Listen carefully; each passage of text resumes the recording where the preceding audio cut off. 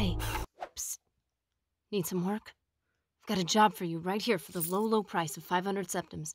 And if you buy now, I'll offer you a gorgeous accessory. And all you gotta do is just run a quick errand for me. So what do you say? Oh, Clavicus Vile, the master of insidious wishes, the prince of trickery and bargains.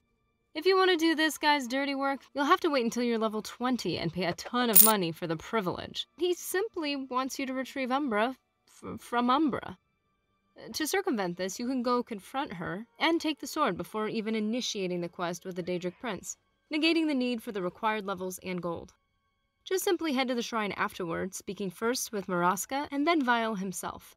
This unprompted killing will, however, be considered murder and may cause an untimely visit from some guards and/or a certain religious cult.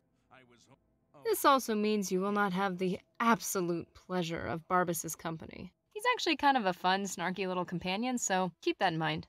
Well, I've been quite lonely and am burning a hole in my pocket, so I go the traditional route and head for the shrine. There is no one to mark it on the map for me, but the internet is here to help. The shrine is located in the West Weald, east of the Gold Road as it travels south, near Lake Rumer.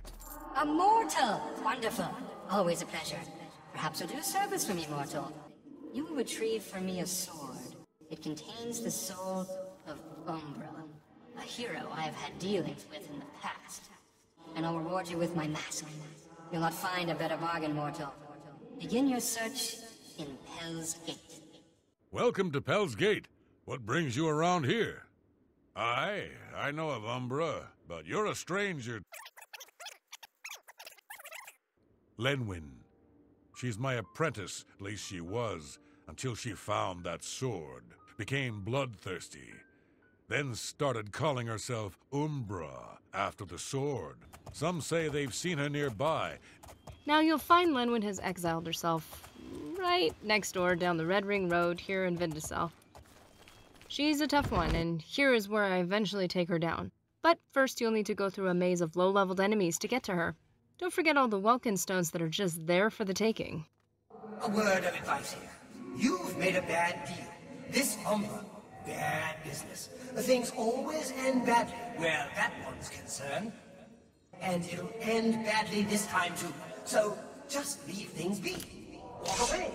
It's your best bet, really. If you seek her out, take care. She's a powerful one. I'd steer clear if I was you. Get out of here while you can. Upon reaching her hideaway, you'll find that she doesn't attack you at first sight, which is why killing her is considered murder before starting the quest with the necessary dialogue options. I offer you a choice. Stay here and die, or leave now and live your life. You'll have the option to walk away, leaving the regretful killer and the sword behind, a decision that Barbas wholeheartedly supports. This is your out, friend. How about we just march on back to the shrine and tell Clavicus the deal is off? If you have no interest in the sword or getting the quest reward, although it is necessary for 100%ing the game, then it is a viable way to finish the quest for the more moral character. The other option, however, is to take her on in battle. Whether you feel this is more just or you simply need to find yourself a worthy opponent, this is something you'll need to be prepared for. I tried many hacks to take her down, but I ended up figuring out the hard way that I was not gonna beat her. Whoa! Instead, I led her back here at the start of the ruins to take her out using the trap floor.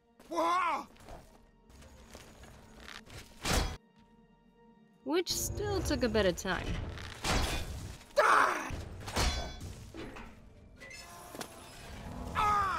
Just be careful when retrieving your loot. Keep in mind, this armor has a slightly lower rating when obtained before level 15, but it still looks just as fly. Aside from any remaining Welkin stones, there isn't much reason to go back and loot the place, but this is what I found in her lock chest. I'm telling you, don't bring that sword back to Clavicus. It'll ruin him, I'm sure. Keep the sword if you want, but don't give it back to Clavicus. Sadly, I couldn't get much closure at Pell's Gate, so I decided to head back to the shrine. You've brought the sword! Now give it to me. Alternatively, you can refuse to give Umbra to him, keeping it for yourself instead. Between the two, the sword is definitely the better selection, but in my situation, I actually wanted the mask. First off, despite having the highest base damage in the game, there are a number of swords with higher output when you consider their enchantments. And second, I need a disposable Daedric artifact to sacrifice for a little old ritual to save the world. And quite honestly, this seemed like the most useless one. Ah, the Masque of Clavicus Vile. You are wise not to let yourself get further enmeshed in his plots. Okay, quick tip for those of you who just have to have the Umbra sword. If you'd like to have the sword permanently, but you don't want the quest sitting there in your journal incomplete, you can always finish the quest without fighting Lenwyn and then go confront her after the quest has been completed. This allows you to keep the sword as a quest item, which means it weighs nothing, but you can never drop it. Alternatively, you could just avoid finishing the quest until you find a more powerful sword, and then give it up for the mask. And you get the best of both worlds.